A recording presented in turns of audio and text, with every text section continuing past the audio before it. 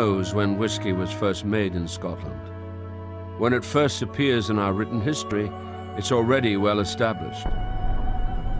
In 1494, King James IV of Scotland orders a large quantity of aqua vitae from a monastery.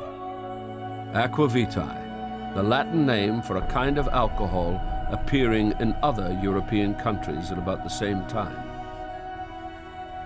Each country translated from the Latin to name their drink. The French called it eau de vie. The Scandinavians called it aquavit.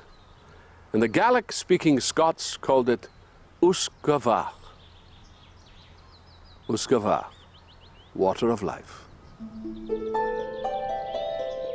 Every country faced botanical reality when it set out to make its water of life. The basic ingredient had to grow nearby. The French used grapes or fruit. The Scandinavians and the Scots used grain, barley. It was Scotland's staple food crop. The people who first turned barley into strong alcohol weren't distillers. There was no whiskey industry. There were simply farmers with some surplus barley after harvest home.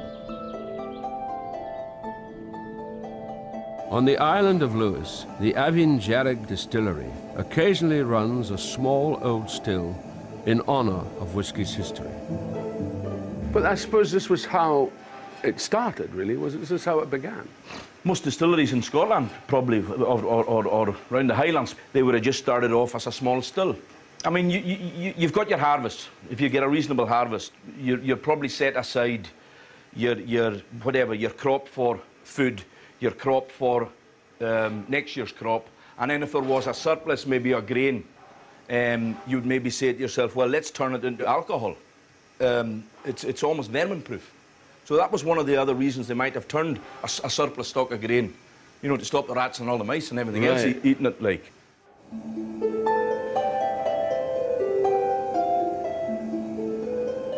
The method of distillation these farmers used was itself ancient.